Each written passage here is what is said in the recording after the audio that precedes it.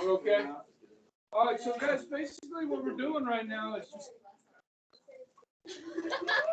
I marked you out. You can mark me late. I'm but late.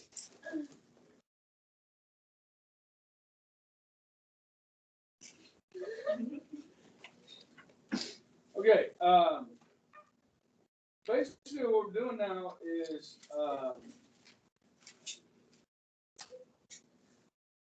going through the going through the war here. All right, so when we left off last time, we were talking about North Africa, right, and the capture of 250,000 German troops. Yes, and so the next move is to go cross over to Sicily, and then as you guys can see here, the Sicily is really close to the toe of Italy, yes? And so, guys, this is going to need to be an amphibious landing, which means by water, yes? Okay. Now, coming across the Mediterranean from North Africa, guys, this is a huge undertaking. On behalf of the Royal Navy and the United States Navy, but mostly the Royal Navy, okay? This is going to be the largest amphibious invasion in world history. Okay, so 250,000 troops being transported across the Mediterranean. All right, now, when you go to D-Day in France in 1944, in the first waves of that invasion, there were only 176,000 men. So this is bigger than that. Okay, now, the Germans and the Italians are still in this thing. And as we go into Sicily, not only will we meet Italian troops, but we're going to meet German troops. And as you can see from reading the slide, guys, that Italy's not long for this war. They're not going to be in it much longer. But here's the thing. Hitler's not just going to hand over Italy to the Allies. He's going to keep 23 divisions in Italy to prevent us coming up through Southern Europe into Germany. In fact, guys, the battle in Italy will last till the end of the war. We will never fully take all of Italy, all right? But it'll take about a year from the time we land here in Sicily to when we take Rome. It's about a year. And Rome is about halfway up the boot, if you will. Unrealistic for the Allies to go through Southern Europe to get to so far. It was an option.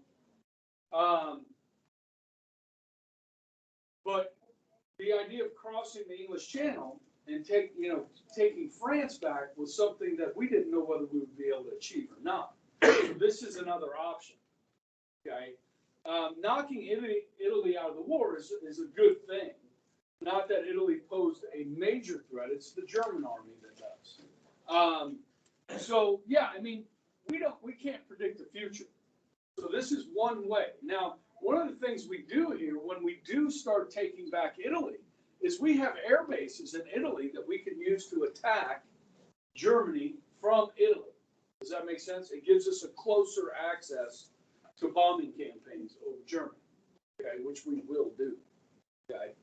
Now, I want you to remember this chain of command, right? Eisenhower's in charge, Supreme Allied Commander. Commander of Expeditionary Forces or Ground Forces is Monty, and of course he's from where? Britain. Okay, so because this is an amphibious invasion on land, sea, and land, Monty gets to draw up this invasion plan. Okay, and so Monty wants to win. He wants the glory. Now, the U.S. First Army, now being led by General George S. Patton, a three-star general, he wants the glory. They both want to be the ones to defeat the Germans. And so what we have here, guys, is a genuine testosterone contest. Yes. Well, the highest you can have is 5. Okay, so it's an advance through rank over time. And I guess I think being in command allows you to get higher ranks over time. Now, all right, What star general was I? Five. He was promoted to 5. eventually he was a 5-star. I think he was the last one to hold it. Yeah, we haven't had, yeah. And I looked that up at one point, and I think I have it in my notes in my War and Peace class, but it's been 3 years since I've taught it, so I'm not really sure. But anyhow, as I was saying, we have a testosterone concentrator. Now, some of this is a little bit silly. And ladies, and guys in here, I don't know if you guys did this when you were kids, okay? But ladies, boys, sometimes when they were kids, they would see who could pee the furthest, okay? It's a thing, right? It's like, I can pee farther than you, that makes me more manly, I guess, right? This is the kind of thing we're seeing here. Now, this is gonna pay dividends, actually, okay? So Monty and the British 8th Army are gonna land here. And you guys can see this is a topographical map. So the darker the shade of red, the higher the mountains are or the hills are, okay? And so look at Monty's path to the Etna line. And they figured that what the Germans and Italians would do would retreat to the high ground, which makes it easier to defend, yes? Okay, so look at Monty's path to the Etna line. This is Mount Etna here. Okay, where Patton and the U.S. First Army, they are tasked with clearing central and western Sicily and then meeting Monty at the Etna line. Okay, and this is where we really get to see Patton in action. He wants to get there first. Monty's going to take his time. He's got an easy path. And so what Patton does is he pushes his troops to the brink. I mean, you don't stop moving. Keep going. Wade through the enemy. Don't stop. Keep going. And guess what? Who got to the Etna line first? Pat was there waiting on him. Said, what took you so long, Monty? Okay. Now, 250,000 troops, guys. The Germans and the Italians did not expect that. So what they're going to do is they will come to this Etna line, hold this line, and then retreat to Italy. Okay. So long story short, there are casualties in this battle, but Patton's drive will make conquering Sicily go fairly quick. All right. And he starts to build a reputation, Patton. And the Germans will begin to fear this man, which will pay dividends in the long run. Okay. So now Mussolini, as the Italians are soon to be out of this war, he will not be deposed. He basically goes into hiding, and the Germans will protect Mussolini. Now that's Mussolini there, pictured here. Now this is taken in April of 1945, at the end of the war. Mussolini will be assassinated in northern Italy, in a small village, okay? His body will be dragged through the streets, and he will be hung upside down, pictured here. Somebody next to him, that's his mistress. She met the same fate. And people could come by and pay their last respects to Il Duce. Okay, he died a violent death. Okay. So what I want to do now, guys, is I have a video, okay, and this remember Richard Tregaskis from Guadalcanal? He was the reporter that went up. Well, now he's in Sicily, okay, and he's about to go to Italy. Okay, Tregaskis will cover many wars in his lifetime. But this video kind of follows him and the U.S. troops as we go into Italy, okay? And so I'm going to show this video. It's about 8-10 minutes. It's really good. And I will be able to segue off a lot of what's in the video as I talk about the battle for Italy, okay? So let's do that. Now, YouTube's not gonna be happy with me. We'll see if they let me post this. I don't know.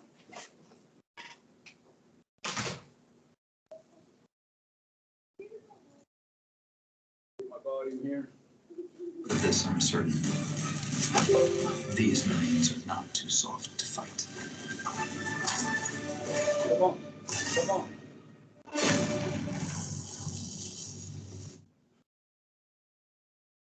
Come on.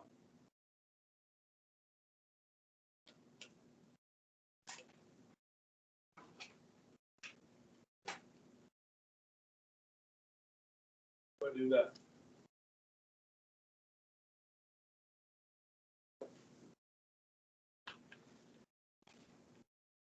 Yeah, you know, beautiful thing, technology. All right, we'll cue this back up. Give me a second. Doggone it.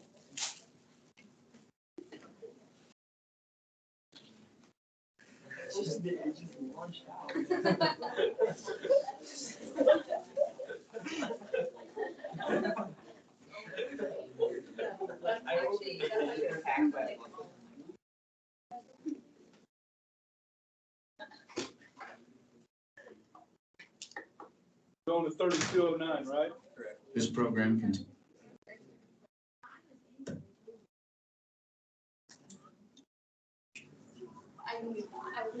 All right, we're back. I want to report on the drama of men locked in a death struggle. Their lives at stake. Not this. International News Service correspondent Richard Tregaskis is in Sicily. Just over a year ago, he completed his first combat reporting assignment, covering the harrowing battle on Guadalcanal. Since then, he's been obsessed with returning to the front. He arrived in Sicily weeks after a tremendous Allied invasion force landed on the island's southern coast. But before he could reach the front, the Allies chased the Germans and Italian forces north to Messina, where they crossed the strait and escaped into Italy. Now, the Germans are dug into Italy's mountainous terrain, awaiting the Allies' arrival. This morning, the radio announced that Allied troops have landed on the southern tip of Italy. This mission may be the hottest in the history of the war, and I damn well better be a part of it. For me, the lure of the front is like an opiate. There's just something about being in the middle of a battle. Alive. Yet inches from death. The thought of the danger itself stirs the imagination. On September 3rd, 1943, the British 8th Army crosses the Strait of Messina and lands at Calabria. 5 days later, Italy officially surrenders to the Allies.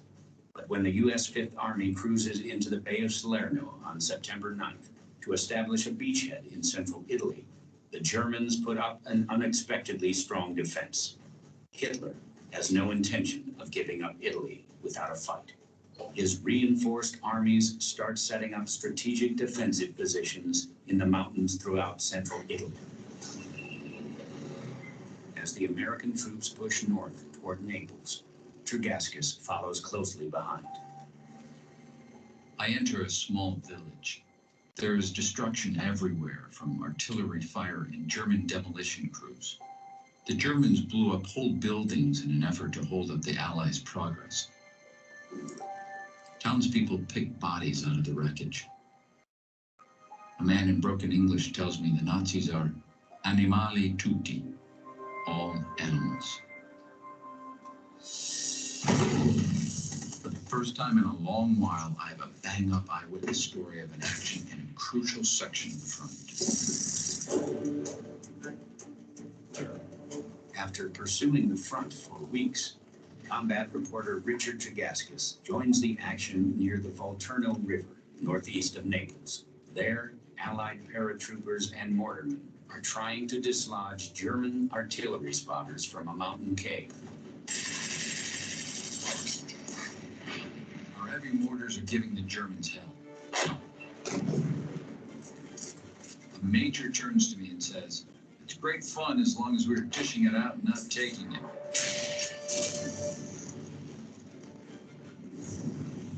I hear the scream of something coming.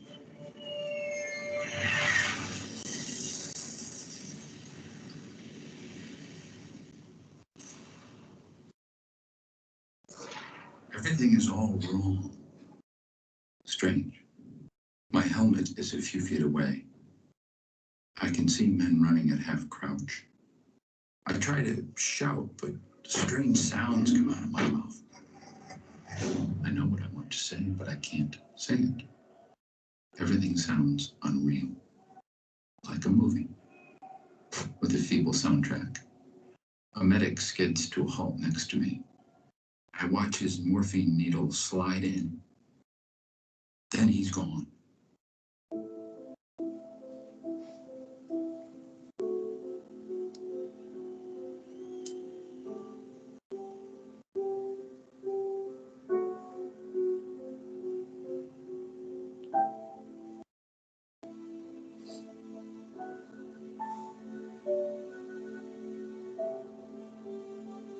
I tried to dictate a story about being wounded, but the effort of concentration is so great that after 4 attempts, I give up the idea. 1 month after getting hit by a German mortar round, Richard Tregaskis is in an evacuation hospital near Naples. Shrapnel and bone fragments have penetrated his brain, affecting his speech, his motor skills, and his thought processes.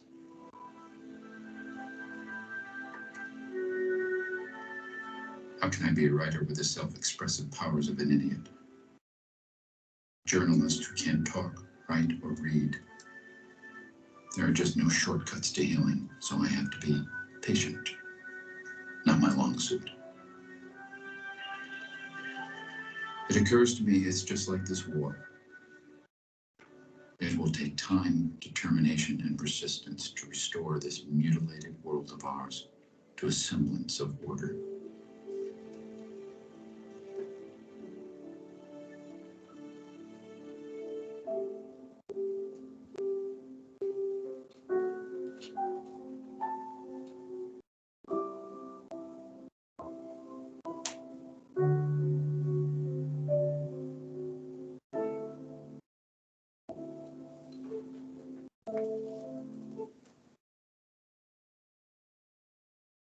Okay, so there's a lot there. As we move into Italy, I put this slide together. It's kind of interesting to look at the beginning of the war. In red here, you can see these little symbols here. These are evacuations. So these are British. That's, you're losing the war. You're evacuating. You got Dunkirk here, okay? British Somaliland, Greece, Crete, Singapore. And then as you move into May of 1942, you start to see invasions, which means we're going on the offensive and we're winning. So Madagascar, that's British in May of 42. And then North Africa is Operation Torch. And then Husky is Sicily. Salerno is Avalanche, and Anzio, I'll show you where that is Shingle. D-Day, Overlord in France, and then throughout the rest of the war. As far as the invasion of Sicily goes here, you can see in blue are British convoys. So most of the invasion took part with the Royal Navy, and then you can see of the U.S. Navy also helping out there as well. The British 8th Army here, the U.S. 1st Army here. Okay, and then these are assault ships. These are flat bottom boats. This is a large one. In the video yesterday at Aquatic Canal, you saw the smaller landing craft. Those are generally referred to as Higgins boats. I'll explain what that means a little bit later on. You can see here, this is bringing a larger ship of troop carriers onto shore. So there were different methods of doing these amphibious landings, but generally it was the smaller landing craft, the Higgins boats. Okay, so as you move into Italy, here's a good map. So this is where the British will invade. Okay, here at the toe. The Americans and British will land here at Salerno. And then later on, up here a little bit further in a place called Anzio. And as I said, the Germans will have 23 divisions in here. Have any of you guys been to Italy? Okay, it's hilly, it's mountainous, just like the US. I mean, they have 4 seasons, they have rainy season. Like I said, from the time we land here to get to Rome is about a year. Okay, and we will liberate Rome on June 5th, 1944.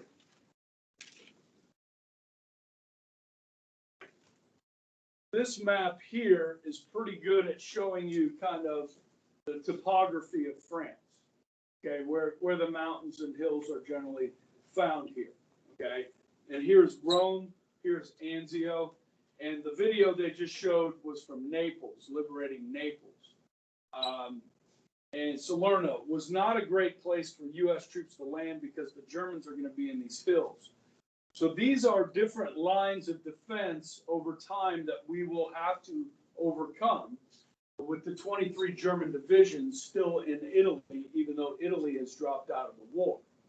Okay, so this is going to be a very deadly campaign.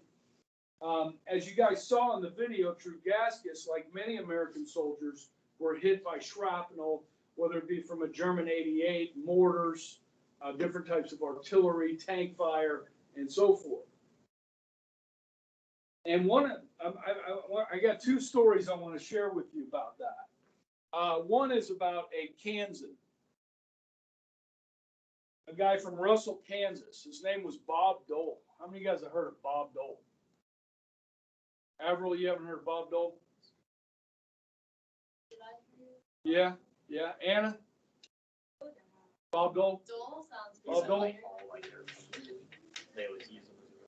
Okay. Bob Dole, at the age of 18, he's from Russell, Kansas, joined the U.S. Army. Okay. He is a famous politician from Kansas. Okay. And also ran for president in 1996. But I want to tell you his story. Bob Dole, while fighting in Italy,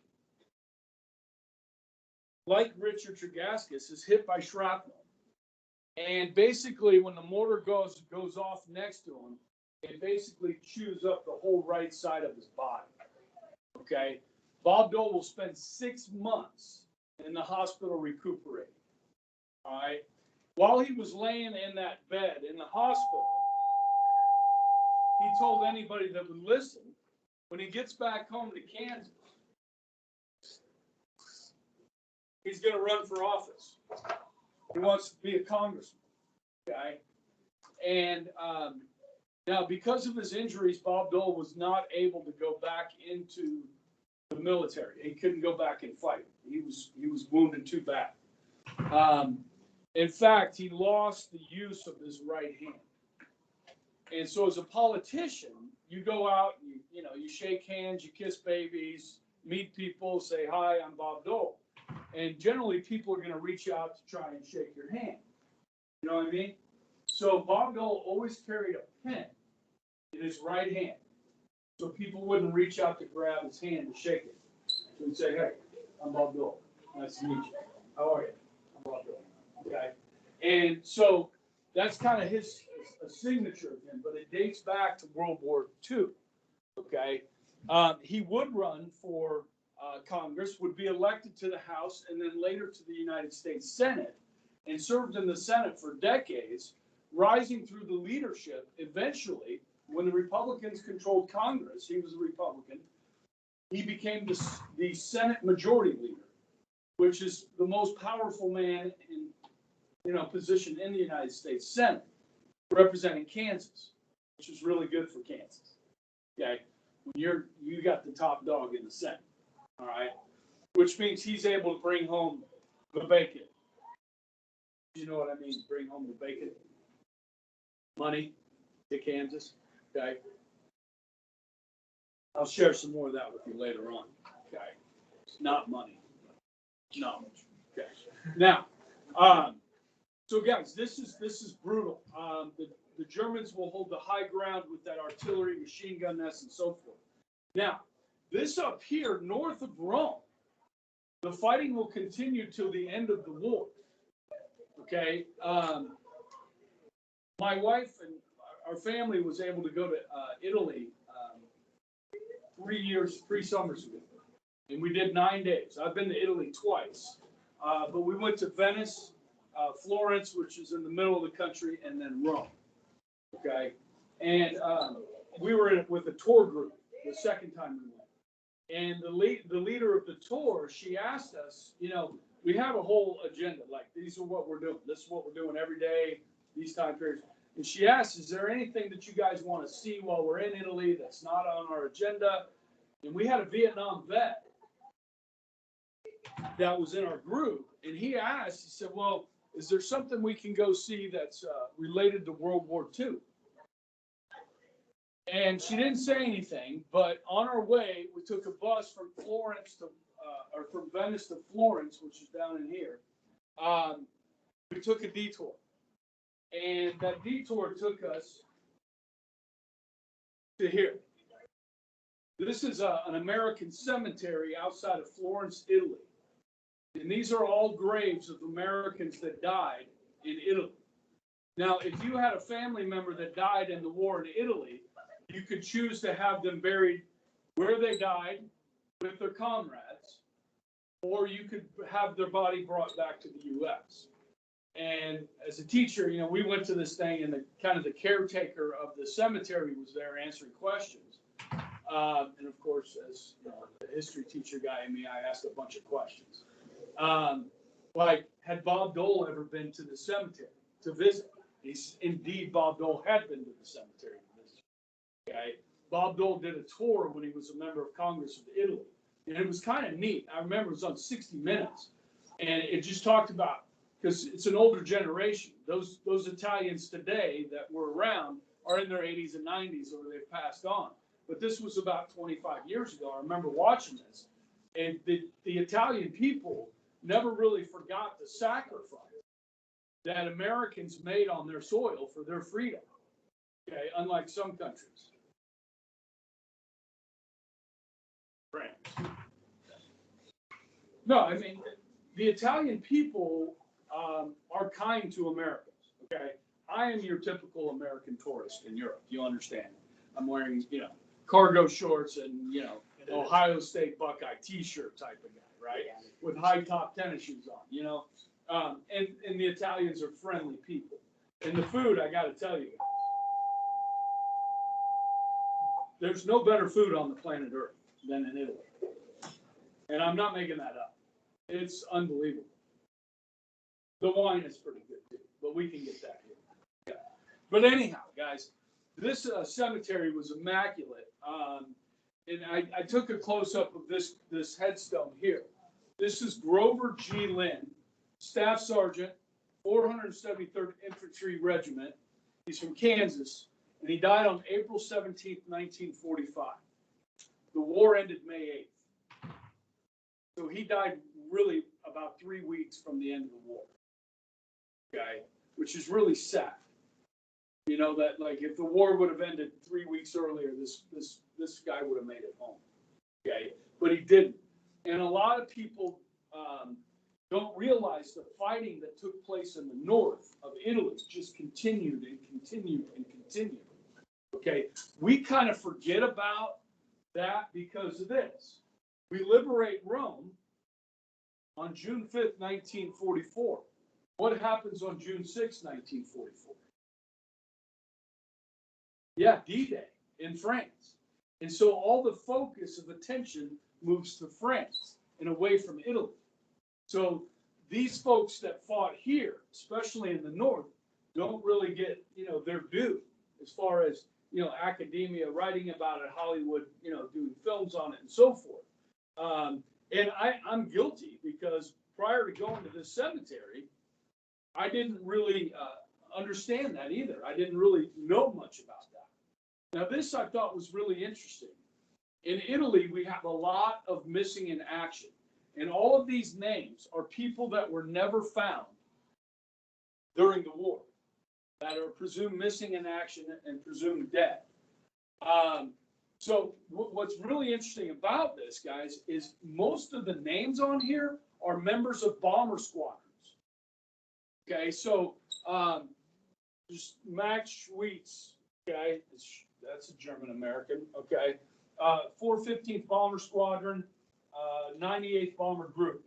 Okay, all of these bomber groups. You do have some infantrymen that we never found, like Louis Scalise here, okay, from Pennsylvania, okay, and it lists all their names.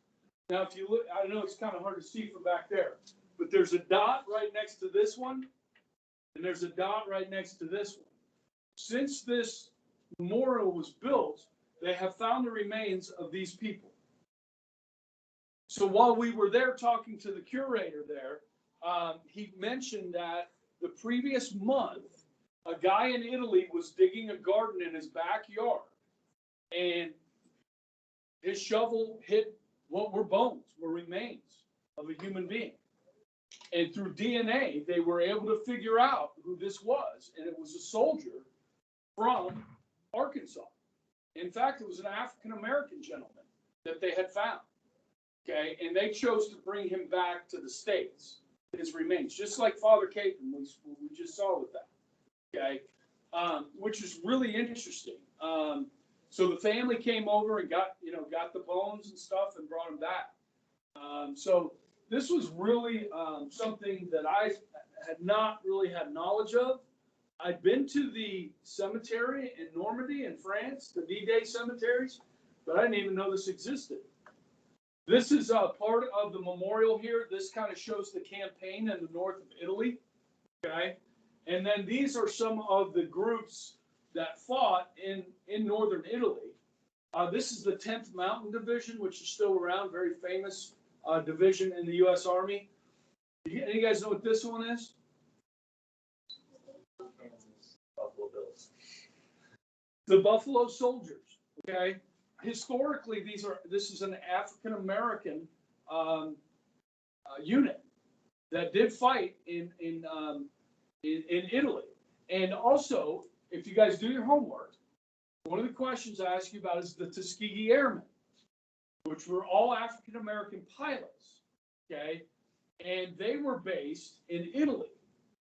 Okay, so it's likely that this soldier that was found from Arkansas was either serving with the Buffalo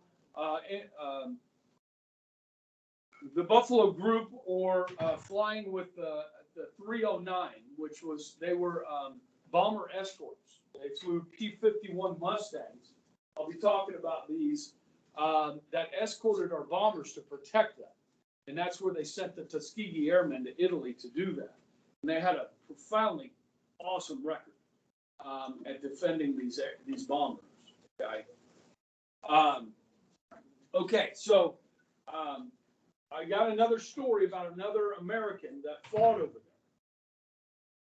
there. Another question on your assignment is about an executive order. Some of you have done it. Okay. Executive order signed by President Roosevelt for the Japanese internment.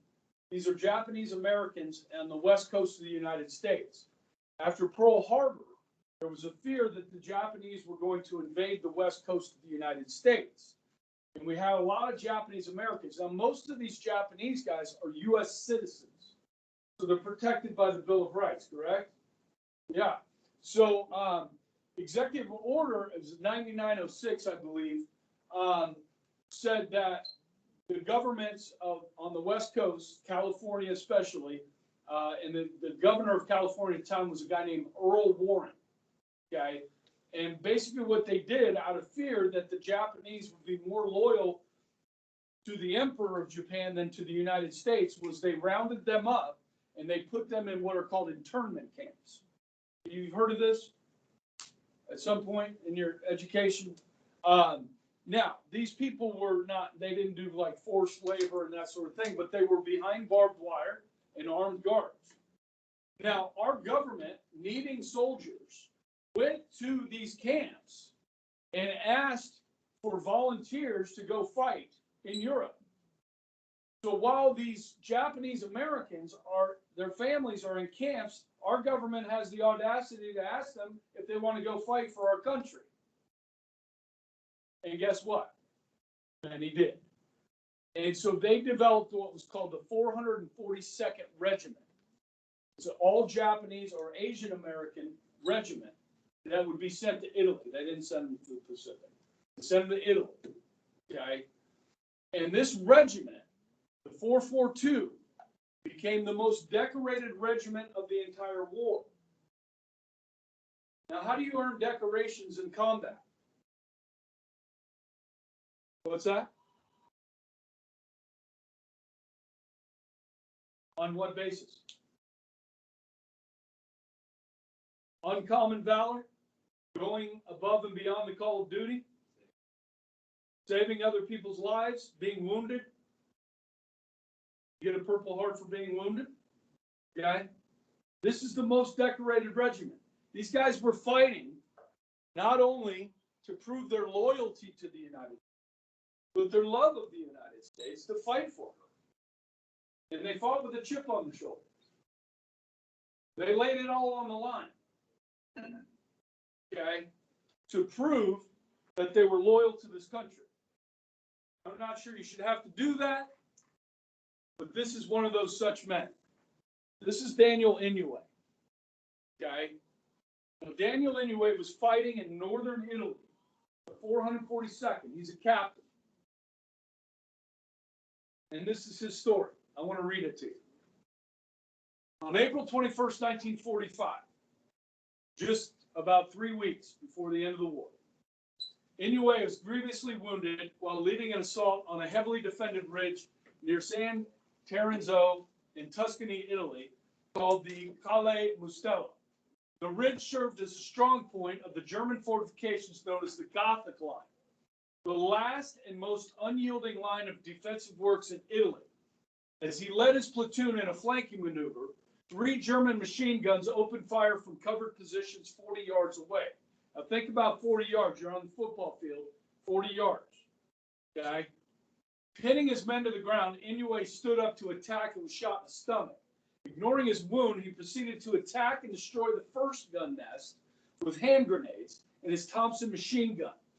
When informed of the severity of his wound, he refused treatment and rallied his men for an attack on the second machine gun post, which he successfully destroyed before collapsing from blood loss.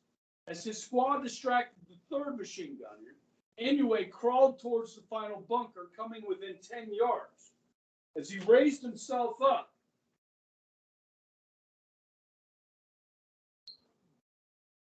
somebody stole my grenade. Is this eraser? Okay.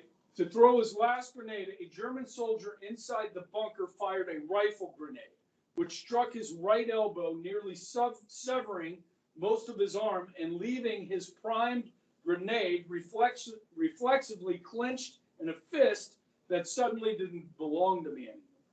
So he gets hit in the right elbow by a rifle grenade. It didn't detonate on his elbow, but it like ripped his arm. He's got to pull the pin from the grenade. It's sitting in his arm, or in his hand. Okay.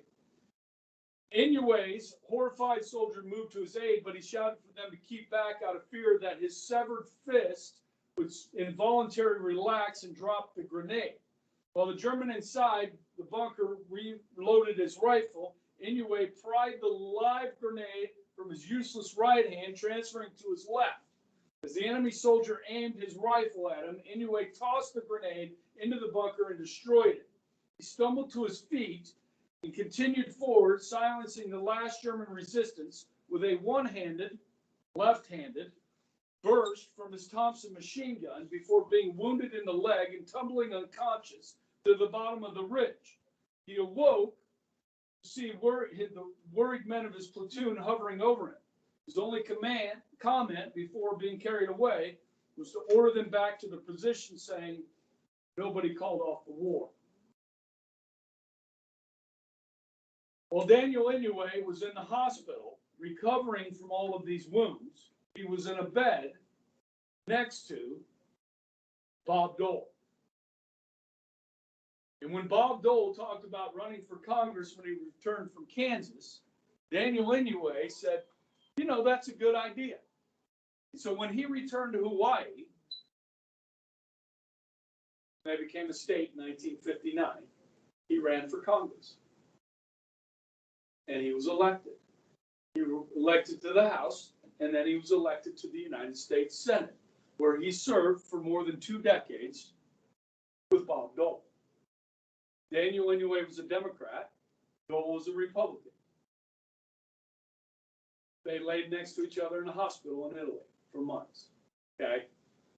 Now, as time went on, when the Democrats were in control, this is back in 2008 when Obama was elected, Daniel Inouye was the longest serving member of the Senate for the majority party, which made him the Senate President pro tempore, which is fourth in line to President of the United States.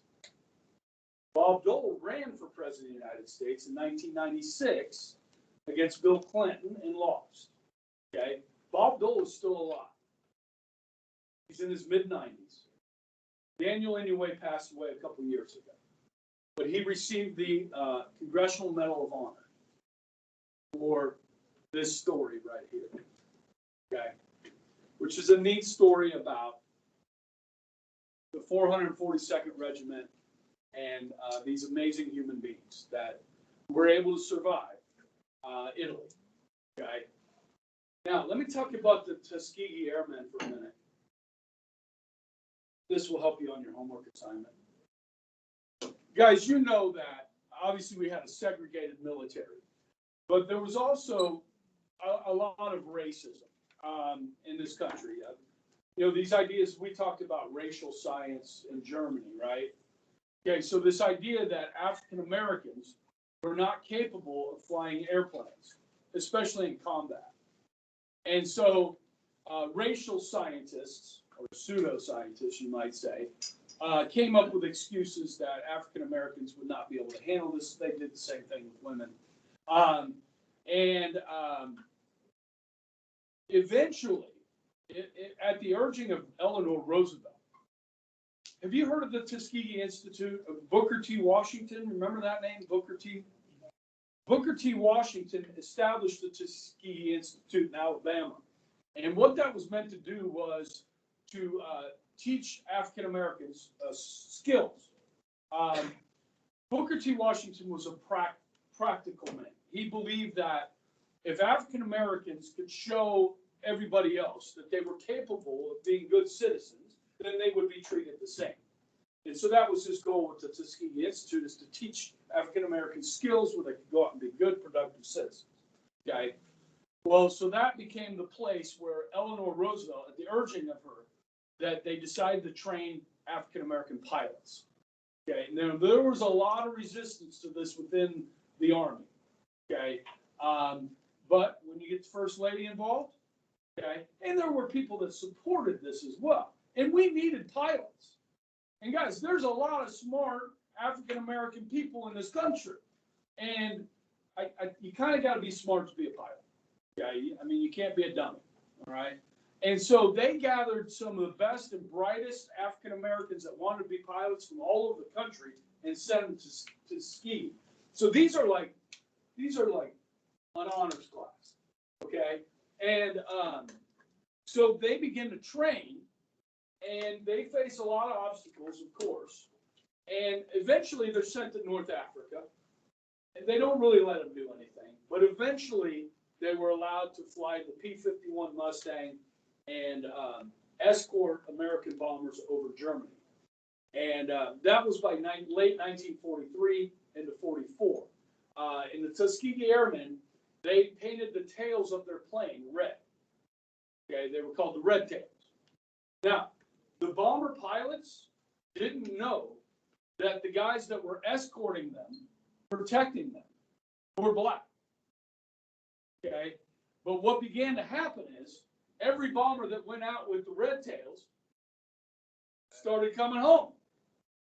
And so the bomber pilots were like, hey, I want those Red Tails to go with us today when we go over Germany.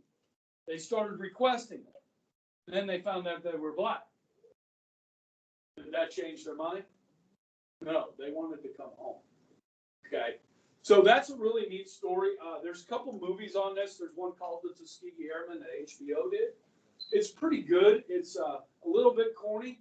The production value is a little low, but the story is good. And then they did one called Red Tails. It was more of a Hollywood production. Not as good. A lot of the same actors. But yeah, you'll find a lot of familiar African-American actors faces in this Tuskegee Airmen, like Cuba Gooding Jr. and Lawrence Fishburne, and others. Yeah. So, but anyhow, wanted to share that with you. Okay. All right.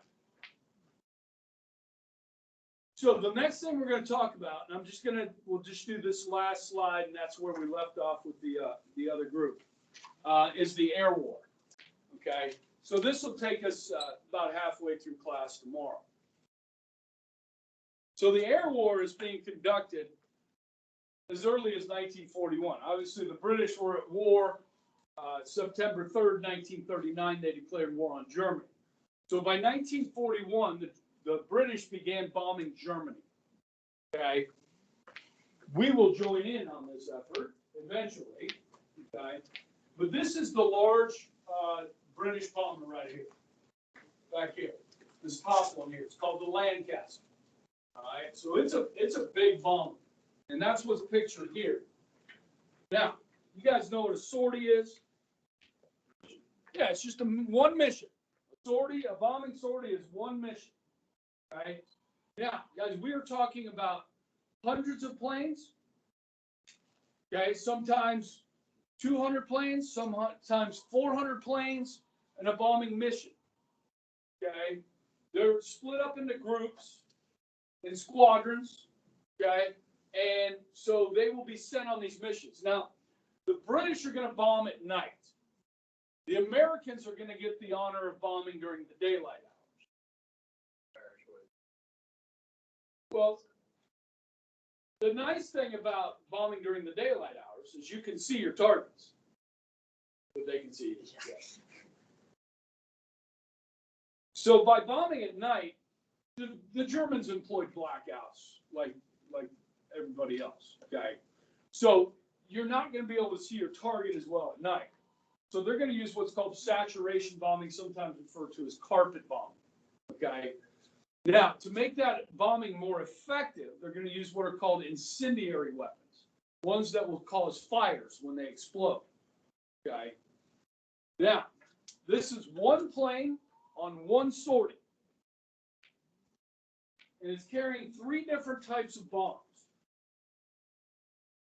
So first, in this picture here, a load of 1,170 4-pound stick incendiaries.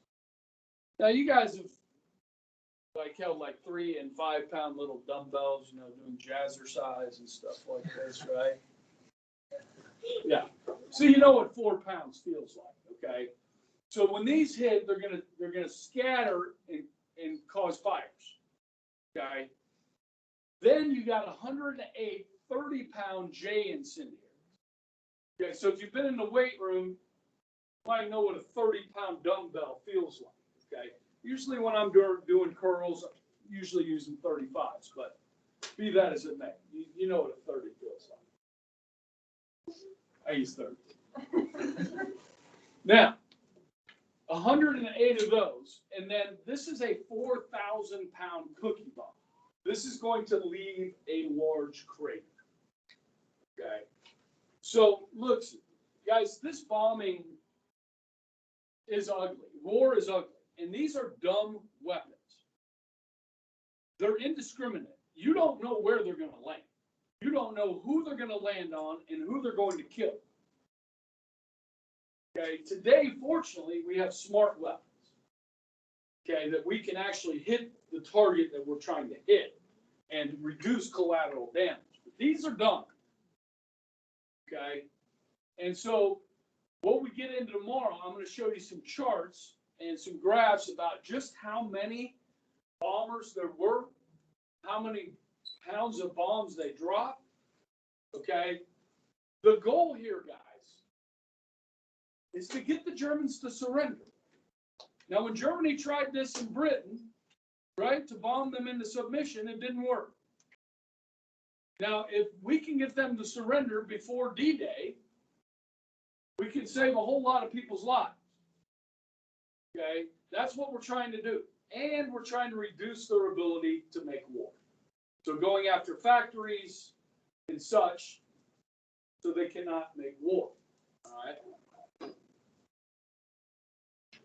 So I will pick up from there tomorrow and we'll look at the American bombing. And I'm going to show you some actual footage from being on a B-17 bomber flying over Berlin, okay, which is really intense stuff, okay? And Hallie found out yesterday that her grandfather was a pilot on a B-17 bomber. So this will mean a lot to you. All right, Marianne, hope you're doing well. I'm good. Bye, Marianne. Bye, everyone. Are you feeling good? Yeah, I'm not sick. You're not really sick? No, I'm not sick at all. My mom's sick. Oh, okay. Well, I hope she feels better. Me too. Okay, hang in there. Okay. We got somebody. Hi. Hi, Ava. Okay. Bye. Oh, Mr. Ebright. Yeah, Did you record this, like, the lesson yesterday? I did. I think I posted it. Yeah, I posted it. Yeah. Just look at the date. Okay. And you can go to my YouTube channel, Mr. Ebright, and find him there as well. Okay, I'll find it. Okay? Okay. All right. See ya. Bye.